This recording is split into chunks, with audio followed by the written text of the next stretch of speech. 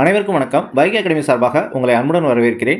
இந்த காணொலி பதிவில் நம்ம என்ன பார்க்க போகிறோம் அப்படின்னா 12th ஓல்டு புக்கில் இருக்கக்கூடிய வீரமாமுனிவர் எழுதிய தேம்பாவணி. வீரமாமுனிவர் எந்த நாட்டைச் சேர்ந்தவர்? இத்தாலி நாட்டை சேர்ந்தவர். தேம்பாவணி அப்படின்ற ஒரு பெரும் காப்பியத்தை எழுதியவர் யார்? வீரமாமுனிவர். தேம்பாவணி காப்பியம் எத்தனை காண்டங்களை கொண்டது? 3 காண்டங்களை கொண்டது. தேம்பாவணி காப்பியம் எத்தனை படலங்களை கொண்டது? 36 படலங்களை கொண்டது. தேம்பாவணி காப்பியம் எத்தனை பாடல்களை கொண்டது? 3615 பாடல்களை கொண்டது. அதாவது 3 காண்டங்கள், 36 படலங்கள், 3615 பாடல்கள். தேம்பாவணி அப்படின்ற சொல்ல எப்படியெல்லாம் பிரிக்கலாம்? தேம்பா கூட்டல் அணி அப்படின்னு சொல்லிட்டு பிரிக்கலாம். அந்த மாதிரி பிரித்தோம் அப்படின்னா அதுக்கு என்ன பொருள்? வாடாத மாலை அப்படின்னு பொருள். தேம்பாவணியை இன்னொரு வகையாகவும் பிரிக்கலாம். அது எப்படி? தேன் கூட்டல் பா கூட்டல் அணி. அந்த மாதிரி பிரித்தோம் அப்படின்னா அதுக்கு என்ன பொருள்? தேன் போன்ற பாடல்களை கொண்ட மாலை அப்படின்னு சொல்லிட்டு பொருள். இந்த தேம்பாவணி காப்பியம் யாரை பாட்டுடை தலைவனாக கொண்டது? இயேசு பெருமானின் வளர்ப்பு தந்தையாகிய சூசை மாமுனிவரை பாட்டுடை தலைவனாக கொண்டது. இந்த சூசையப்பருக்கு வேற என்ன பேரெல்லாம் இருக்கு? யோசப்பு, ஜோசப், வலன். மொத்தம் 4 பேர். ஒன்று சூசையப்பர், 2வது யோசப்பு, 3வது ஜோசப்பு, 4வது வலன். இந்த தேம்பாவணி அப்படின்ற காப்பியத்தில் வீரமாமுனிவர் இந்த சூசைக்கு என்ன பேர் வச்சிருக்கிறாரு? வலன் அப்படின்னு சொல்லிட்டு குறிப்பிடுறாரு. கிறித்துவ சமயத்தாரின் கலைக்களஞ்சியம் அப்படின்னு சொல்லிட்டு அழைக்கப்படும் நூல் எது? தேம்பாவணி. வீரமாமுனிவரின் இயற்பெயர் என்ன? கான்ஸ்டாண்ட் ஜோசப் பெஸ்கி அப்படின்றது. இந்த கான்ஸ்டாண்ட் அப்படின்றது எந்த மொழிச்சொல்? இத்தாலி மொழிச்சொல். இந்த கான்ஸ்டாண்ட் அப்படின்ற இத்தாலி மொழி சொல்லுக்கு என்ன பொருள்? அஞ்சாமை அப்படின்னு பொருள். அதனால வீரமாமுனிவர் தன்னுடைய பெயரை எப்படி மாத்திக்கிட்டாரு? தைரியநாதசாமி அப்படி சொல்லிட்டு மாத்திக்கிட்டாரு. அந்த தைரியநாதசாமி அப்படின்றதையும் தனித்தமிழாக்கி, அதாவது தூய தமிழாக்கி எந்த மாதிரி மாத்திக்கிட்டாரு? வீரமாமுனிவர் அப்படி சொல்லிட்டு மாத்திக்கிட்டாரு. வீரமாமுனிவர் எந்த ஆண்டு தமிழ்நாட்டுக்கு வந்தார்? 1710. அதாவது 30 வயதில் தமிழ்நாட்டுக்கு வந்தார். வீரமாமுனிவர் பிறந்த ஆண்டு என்ன? 1680. வீரமாமுனிவர் தமிழ்நாட்டில் எத்தனை ஆண்டுகள் தமிழ் பணி ஆற்றினார்? 37 ஆண்டுகள். 1710ஆம் ஆண்டு தமிழ்நாட்டுக்கு வந்திருக்கிறாரு. 37 ஆண்டுகள் தமிழ் பணி ஆற்றியிருக்கிறாரு. எந்த ஆண்டு இறந்தாரு?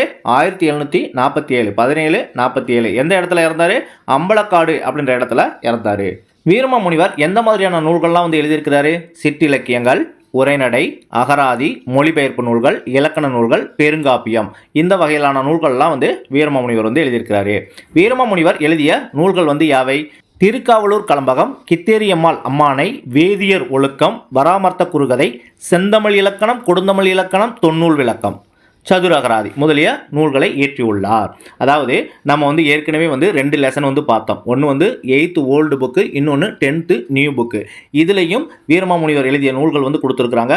அதில் இல்லாத நூல்கள் பார்த்தீங்க அப்படின்னா இதில் வேதியர் ஒழுக்கம், கித்தேரியம்மாள் அம்பானை, அதுக்கப்புறம் செந்தமிழ் இலக்கணம், கொடுந்தமிழ் இலக்கணம், இதெல்லாம் புதுசாக கொடுத்துருக்குறாங்க. இதை சேர்த்து படிச்சுக்கோங்க. இந்த திருக்காவலூர் கலம்பகம், அம்மானை அப்படின்றதெல்லாம் சிற்றிலக்கியங்கள். இந்த பராமர்த்த குறுகதை அப்படின்றது நகைச்சுவை நூல். இந்த செந்தமிழ் இலக்கணம், கொடுந்தமிழ் இலக்கணம், தொன்னூல் விளக்கணம் இதெல்லாம் பார்த்தீங்கன்னா இலக்கண வகையை சார்ந்தது. சதுரகராதி அப்படின்றது பார்த்தீங்க அப்படின்னா தமிழில் எழுதப்பட்ட முதல் சொல்லகராதி. இந்த சதுரகராதி பார்த்தீங்க அப்படின்னா அகரமுதலி வகையை சார்ந்தது. வீரமாமுனிவர் திருக்குறளை எந்த மொழியில் மொழிபெயர்த்தாரு? லத்தீன் மொழியில் மொழிபெயர்த்தாரு. அதுவும் அறத்துப்பால், பொருள்பால் இந்த 2ஐ மட்டும்தான் லத்தீன் மொழியில் மொழிபெயர்த்திருக்கிறார். 12th ஓல்டு புக்கில் தேம்பாவணி பகுதியில் வலன் செனித்த படலம் அப்படின்ற ஒரு பகுதி கொடுத்துருக்காங்க.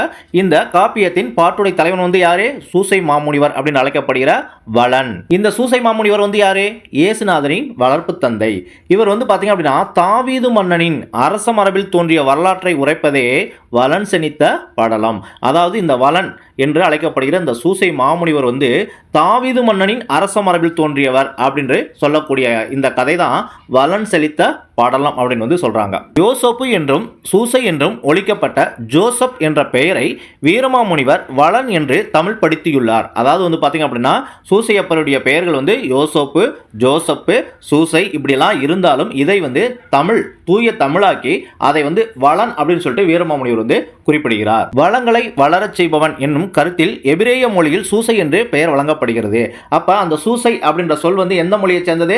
எபிரேய மொழியை சார்ந்தது. அதை தான் தமிழாக்கி வளன் அப்படின்னு சொல்லிட்டு குறிப்பிடுகிறார். அடுத்து வளன் செனித்த படலம் அப்படின்ற கதையை பத்தி பார்க்கலாம். யுதேயா அப்படின்ற ஒரு நாடு வந்து இருந்திருக்கு. அந்த நாட்டை வந்து சவுல் அப்படின்ற மன்னன் வந்து ஆட்சி செஞ்சுட்டு வந்திருக்கிறான். அந்த நாட்டில் பிலித்தையர் அப்படின்ற ஒரு மக்கள் வந்து வாழ்ந்துட்டு வராங்க. இந்த மக்கள்கள் வந்து பார்த்தீங்க அப்படின்னா திருமுறையை பழித்தும் கடவுளை இகழ்ந்தும் வந்தனர். அதனால இந்த பிலித்தையர் மக்களுக்கும் சவுல் அப்படின்ற மன்னனுக்கும் பிரச்சனை வந்து போயிட்டு இருக்கு. இந்த சவுல் மன்னனை எதிர்த்து படை கொண்டு வந்தனர் யாரு? இந்த பிலித்தையர் மக்கள். அதுல கோலியாத்து அப்படின்ற ஒரு அரக்கன் வந்து தோன்றியிருக்கான். அந்த அரக்கன் வந்து இந்த இஸ்ரேல் மக்களை பார்த்து, இஸ்ரேல் மக்கள்னா யாரு? சவுல் நாட்டு மன்னனுடைய மக்களுடைய பேர் தான் இஸ்ரேல் மக்கள்.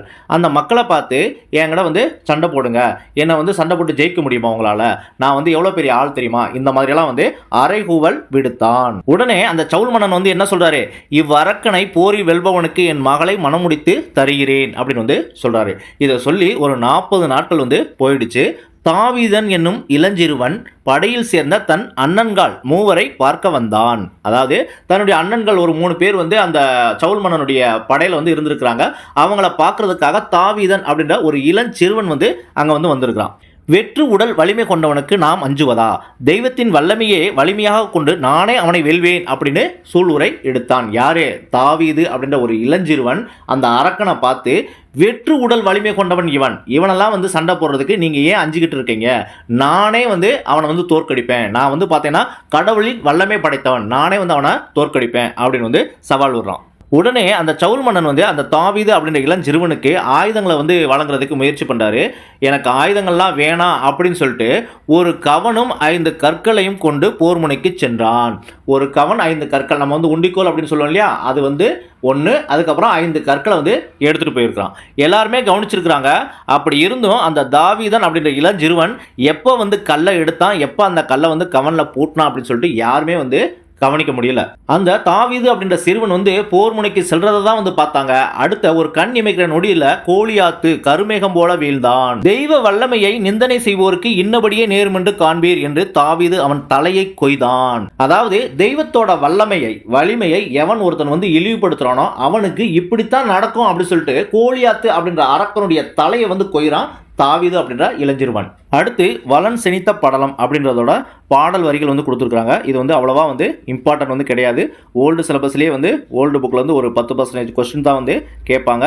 இந்த நியூ சிலபஸில் வந்து பார்த்தீங்க அப்படின்னா புதிய புத்தகம், அதாவது 6ஆவதுலேருந்து 10ஆவது வரைக்கும் புதிய சமச்சீர் புத்தகத்தில் தான் வந்து முக்கியத்துவம் வந்து கொடுக்குறாங்க. அதில் தான் அதிகமான கொஸ்டின்ஸும் கேட்க போகிறாங்க. அதனால் இந்த பாடல் வரிகள்லாம் வந்து முக்கியத்துவம் வந்து இல்லை. அடுத்து அறிஞ்சல் பொருட்கள் வந்து கொடுத்துருக்குறாங்க. ஒரு தடவை வந்து வாட்சி பார்த்துக்கோங்க. முக்கியமான வார்த்தைகள் இருந்துச்சு அப்படின்னா படிச்சுக்கலாம், இல்லை விட்டுட்டு போனாலும் ஒன்றும் பிரச்சனை வந்து கிடையாது. அடுத்து வந்து இலக்கண குறிப்பு வந்து கொடுத்துருக்காங்க. இதுலேயும் முக்கியமான வார்த்தைகள் மட்டும் படித்தால் வந்து போதும். அதாவது கதுவீடா அப்படின்னா ஈறுகட்ட எதிர்மறை பெயரச்சம், அகல் முகில் அப்படின்னா வினைத்தொகை, கருமுகில் வெஞ்சுடர் அப்படின்னா பண்பு தொகைகள், கருமுகில் பேரிடி அப்படின்னா பண்பு தொகைகள், வைவேல் நாமவேல் அப்படின்னா உரிச்சொற்றர்கள். எனக்கு பார்க்கும் போல இது மட்டும் தான் முக்கியமானதாக தெரிஞ்சு. நீங்கள் வந்து படித்து பாருங்கள். உங்களுக்கு ஏதாவது முக்கியமானதாக தெரிஞ்சு அப்படின்னா அதையும் சேர்த்து வந்து படிச்சுக்கலாம். நன்றி, வணக்கம். மீண்டும் ஒரு நல்ல வீடியோவில் சந்திப்போம்.